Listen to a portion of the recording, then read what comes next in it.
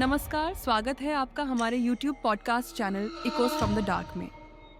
आज की कहानी हमें लिखी है अरविंद जी ने पटना, बिहार से।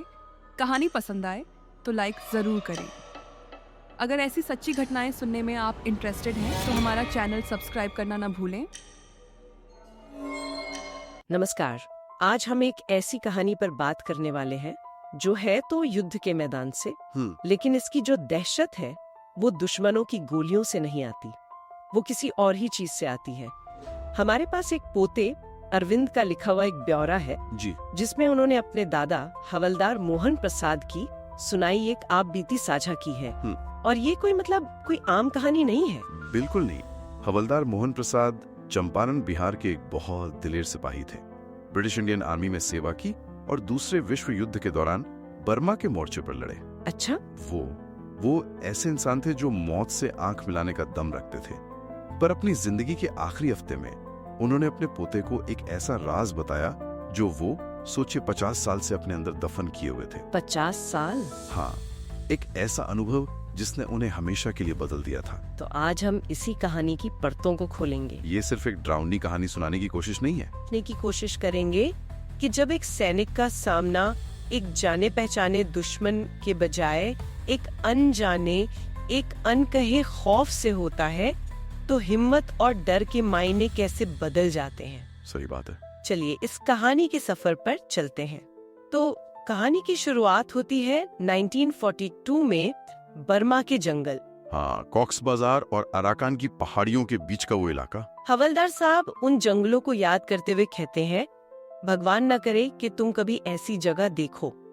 माहौल बहुत ज्यादा तनावपूर्ण था। आप उस माहौल के बारे में थोड़ा और बता सकते हैं? ये मोर्चा इतना बदनाम क्यों था? देखिए, बर्मा के इस मोर्चे को हिस्ट्री में अक्सर द फॉरगॉटन वॉर भी कहा जाता है। अच्छा। यहाँ लड़ाई जितनी जापानी सेना से थी उतनी ही एक तरह से प्रकृति से भी थी। घने जंगल जहाँ दिन में भी सूरज की रोशनी नहीं पहुँचती थी, लगातार बारिश और कीचड़, और बीमारियां भी तो थी। हाँ, इन सबसे बढ़कर बीमारियां, मलेरिया, डेंगू, पिचिस। रिकॉर्ड्स तो ये बताते हैं कि यहाँ गोलियों से ज्यादा सैनिक बीमारी और थकान से मर रहे थे। मतलब दुश्मन सिर्फ सामने से नहीं, हर तरफ से हमला कर रहा था। एग्जैक्टली। और ये एक जबरदस्त साइकोलॉजिकल प्रेशर बनाता था। जापानी सैनिक गुरिल्ला युद्ध में माहिर थे। बिल्कुल, गुरिल्ला युद्ध में माहिर थे और वो इन जंगलों को अपने घर की तरह जानते थे। वो अदृश्य थे, आपको पता ही नहीं चलता था कि कौन कहाँ से देख रहा है। हर रात चीखों से गूंजती थी, कुछ अपनी कुछ दुश्मन की। और जैसा हवलदार साहब ने बताया, कुछ ऐसी चीखें जो इंसानी नहीं लगती थी। और इसी माहौल में हवलदार मोहन प्रसाद की 14 लोगों की एक छोटी सी टुकड़ी थी जी, जिसमें सूबेदार रघुनंदन सिंह, सिपाही अब्दुल मजीद और एक तेज तर्रार गोरखा सैनिक लक्पा छेत्री जैसे लोग शामिल थे। तो एक दिन ये टुकड़ी गश्त पर थी, एक बांस के घने झुरमुट से गुजर रही थी। तभी उन्हें एक आवाज सुनाई देती है। एक आदमी की आवाज। वो चिल्ला नहीं रहा था बल्कि गिड़गिड़ा रहा था, अपनी माँ को पुकार रहा था। ओहो। हवलदार साहब बताते कि कोई भी सैनिक इस पुकार को नजरअंदाज नहीं कर सकता, ये एक अनरिटन रूल जैसा है। और यहीं पर वो टकराव सामने आता है, ट्रेनिंग और इंसानियत के बीच का।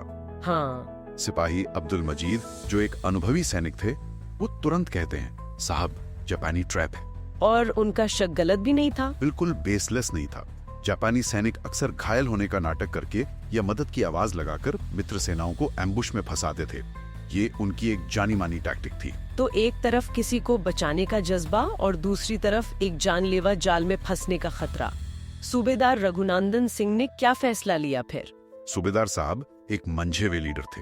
उन्होंने अब्दुल की चेतावनी को नजरअंदाज नहीं किया, लेकिन किसी भारतीय सैनिक की पुकार को अनसुना भी नहीं कर सकते थे। तो उन्होंने एक बीच का रास्ता निकाला। उन्होंने सावधानी से बिना आवाज किए आवाज की दिशा में आगे बढ़ने का इशारा किया। ठीक है।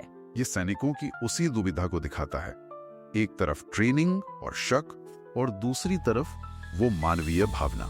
और जब वो आगे बढ़ते हैं तो जो नजारा वो देखते हैं वो दिल दहला देने वाला होता है। क्या देखा उन्होंने? एक भारतीय सैनिक, उसे जंगल की बेलों से एक पेड़ से सीधा बांधा गया था।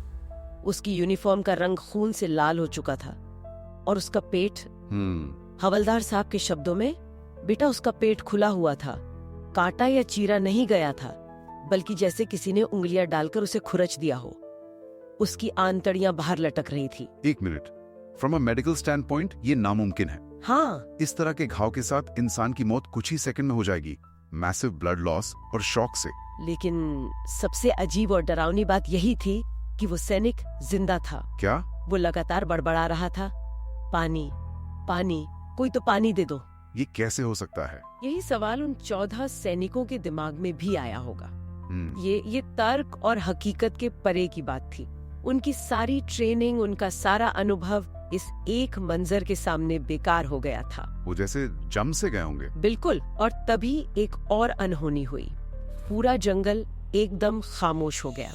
बारिश की बूंदें, पत्तों की सरसराहट, कीड़े मकोड़ों की आवाज, सब बंद। एक अननेचुरल साइलेंस। हवलदार मोहन प्रसाद जैसे ही एक कदम आगे बढ़ाने की सोचते हैं, गोरखा सैनिक लकपा क्षेत्री उनका कॉलर इतनी जोर से पकड़ते हैं कि वो लगभग गिर जाते हैं। अच्छा।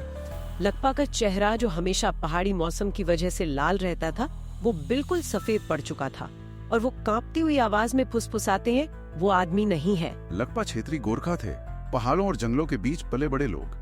वो प्रकृति के उन संकेतों को समझते हैं जिन्हें हम शहरी लोग नहीं समझते। सही। उनका डर किसी अंधविश्वास से नहीं आ रहा था, वो एक गहरी, एक आदिम समझ से आ रहा था। और जैसे ही उनके मुंह से ये शब्द निकलते हैं, उस घायल सैनिक ने सांस लेना बंद कर दिया, पलकें झपकाना बंद कर दिया। वो बस रुक गया।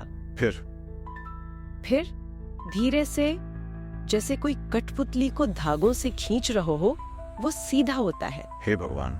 उसके ऐसा करने से उसका पेट और फट जाता है, लेकिन उसके चेहरे पर दर्द का कोई भाव नहीं आता, कोई आवाज नहीं। और फिर उसके सिर के मुड़ने से क्रैक की एक जोरदार आवाज उस खामोश जंगल में गूंजती है। मतलब? उसका सिर एक ऐसे एंगल पर घूम गया था जो किसी भी इंसान के लिए मुमकिन नहीं है। और फिर वो मुस्कुराता है। मुस्कुराता है। हाँ, एक ऐसी मुस्कान जो इंसानी नहीं थी, बहुत ज्यादा चौड़ी, कानों तक खिंची हुई, बहुत ज्यादा स्थिर। ये कोई एहसास नहीं था, ये एक प्रदर्शन था। और ये देखते ही अब्दुल मजीद की हिम्मत जवाब दे जाती है। वो चीखते हैं, भागो, रन।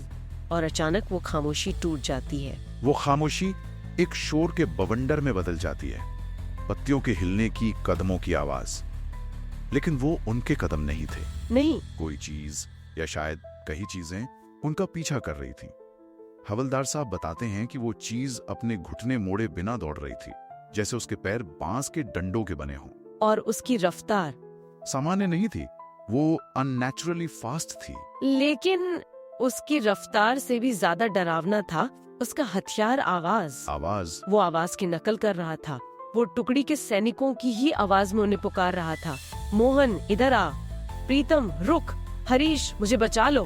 बाप रे! आप उस दहशत को सोचिए।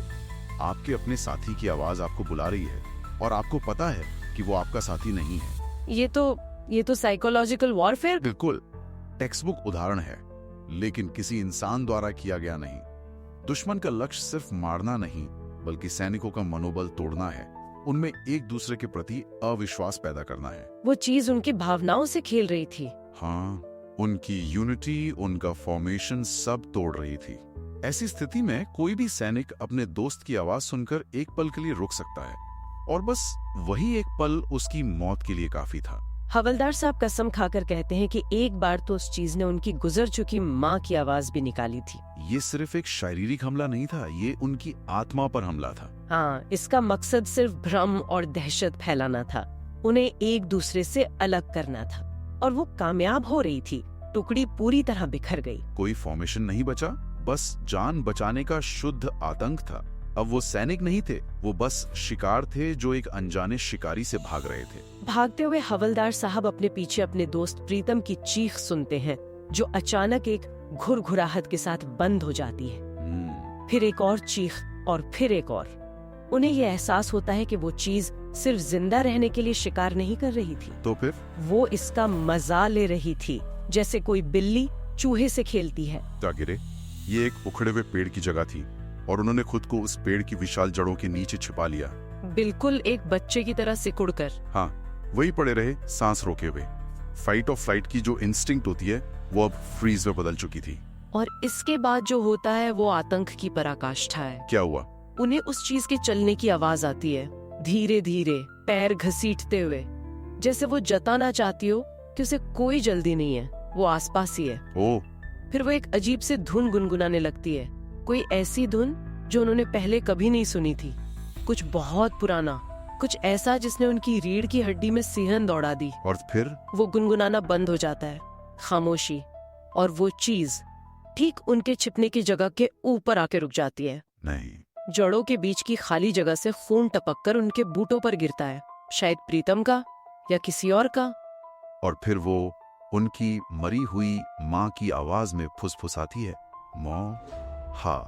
ना, उस पल के बारे में हवलदार साहब ने अपने पोते को बताया कि चीखना तो दूर, वो सांस लेना भी भूल गए थे। चीख को रोकने के लिए उन्होंने अपना ही हाथ मुंह में डाल के इतनी जोर से काटा कि खून बहने लगा। वो नहीं जानते कि वो चीज वहां कितनी देर रुकी रही, शायद कुछ मिनट या शायद कुछ घंटे। समय का एहसास ही खत्म हो चुका था। लेकिन आखिरकार कदमों की आवाज दूर चली गई। वो दोपहर तक बाहर नहीं निकले। सूरज चढ़ने के बाद भी वो उस अंधेरे गड्ढे में पड़े रहे। जब एक दूसरा गश्ती दल उन्हें मिला तो वो बेहोशी की हालत में थे, प्यासे और कीचड़ में सने हुए। 14 लोग उस जंगल में गए थे और सिर्फ वही एक वापस आए। सिर्फ एक। और बाकी 13 लोगों का क्या हुआ? कुछ नहीं, कोई सुराग नहीं मिला, ना कोई शरीर, ना कोई राइफल, ना ही जूते का कोई निशान, जैसे वो कभी वहां थे ही नहीं। जैसे जमीन निगल गई हो। बिल्कुल। कमांड ने इसे एनिमी एम्बुश यानी दुश्मन का हमला बताकर केस बंद कर दिया। लेकिन ये तो सच नहीं था। बिल्कुल नहीं। पर आप सेना के नजरिए से सोचिए, वॉर में कमांड को क्लियर एक्सप्लेनेबल नैरेटिव्स चाहिए होते हैं। हमारे 13 सैनिक एक दुश्मन के घात में मारे गए, ये एक स्वीकार करने वाला रिपोर्ट है। हमारे 13 सैनिक एक अज्ञात अलौकिक चीज का शिकार हो गए, ये रिपोर्ट मोरल को तबाह कर सकती है, पैनिक फैला सकती है। सही बात है। इसलिए ऐसी घटनाओं को अक्सर दबा दिया जाता है या एक जाने पहचाने दुश्मन के खाते में डाल दिया जाता है। तो क्या ये सिर्फ हवलदार साहब का वहम था, युद्ध के तनाव का नतीजा? ऐसा सोचना आसान है, पर ये अकेली घटना नहीं थी। दूसरी टुकड़ियों के पास भी अपनी कहानियां थी। अच्छा। किसी ने रात में पेड़ों के ऊपर से गुजरता एक साया देखा, तो किसी ने घायल सैनिक की वही आवाज सुनी जो पास जाने पर गायब हो जाती थी। यहाँ तक कि जापानी सैनिकों के रिकॉर्ड्स में भी। हाँ, उनके रिकॉर्ड्स में भी ऐसी रिपोर्ट्स मिली हैं जहाँ उनकी पूरी की पूरी पेट्रोल पार्टी बिना किसी गोली के निशान के गायब हो गई थी। मतलब ये डर दोनों तरफ था, वो चीज किसी की दोस्त नहीं थी। वो उस जंगल की अपनी सच्चाई थी और बर्मा के स्थानीय लोग इसे एक नाम से जानते थे। क्या? हाँ, हवलदार साहब को वो शब्द तो याद नहीं था, लेकिन उसका मतलब था the one who wears human skin, यानी इंसानी खाल पहनने वाला। इंसानी खाल पहनने वाला? जी। ये कोई आधुनिक भूत की कहानी नहीं है। ये दुनिया भर की लोक कथाओं में पाए जाने वाले शेप शिफ्टर्स या धोखेबाज प्रकृति की आत्माओं के आर्चेटाइप में बिल्कुल फिट बैठता है। वो आत्मा है जो इंसानों की नकल करके उन्हें बहकाती हैं और अपना शिकार बनाती हैं। हवलदार साहब कहते हैं कि उस दिन के बाद उन्होंने जंग से डरना छोड़ दिया। इंसानों की नफरत, उनकी बंदूकें, उनकी लड़ाइयाँ, ये सब उन्हें उस खौफ के सामने बहुत छोटा और मामूली लगने लगा जो उस जंगल में बसता था। ये कहानी युद्ध के जाने पहचाने डर को एक तरफ रखकर हमें एक आदिम, एक प्राइमल खौफ से मिलाती है। ये हमें याद दिलाती है कि जब हम प्रकृति के सबसे गहरे अनछुए कोनों में जाते हैं तो हम हमेशा शिकारी नहीं होते। कभी कभी हम खुद शिकार बन जाते हैं, जैसा कि हवलदार मोहन प्रसाद ने अपने पोते से अपनी आखिरी सांसों में कहा, अरविंद, कभी ये मत मानना कि सारी दहशत इंसानों से ही आती है। ये कहानी एक दिलचस्प सवाल भी खड़ा करती है, क्या वो चीज सच में मौजूद थी या फिर वो युद्ध के एक्सट्रीम स्ट्रेस, डर और थकावट से पैदा हुआ एक शेयर्ड साइकोलॉजिकल फिनोमेना था, एक तरह का सामूहिक वहम। हाँ, सच कहूं तो इसका जवाब मायने नहीं रखता, क्योंकि उन सैनिकों के लिए वो अनुभव, वो डर और उसका नतीजा वो 100% असली था, और उसी ने हवलदार मोहन प्रसाद को हमेशा के लिए बदल दिया। कहानी में उस चीज को इंसानी खाल पहनने वाला कहा गया है। ये उस जंगल की सच्चाई थी, पर अगर हम इसे आज के दौर में एक रूपक की तरह देखें तो ये सोचने पर मजबूर करता है। आज के दौर में हम किन जंगलों में कदम रखते हैं और जिन खतरों का हम सामना करते हैं उन्होंने कौन सी इंसानी खाल पहन रखी है। शायद वो जंगल आज भी मौजूद है, बस उसका रूप बदल गया है। ये कहानी सुनने के लिए बहुत बहुत धन्यवाद। अगर आप भी हमारे साथ अपना एक्सपीरियंस शेयर करना चाहते हैं तो लिख भेजिए हमें अपनी कहानी। हमारा ईमेल आईडी है ecosfromthedark.official@gmail.com। आपकी कहानी का इंतजार रहेगा। फिर मिलते हैं अगले एपिसोड में। चैनल को सब्सक्राइब करना ना भूलें।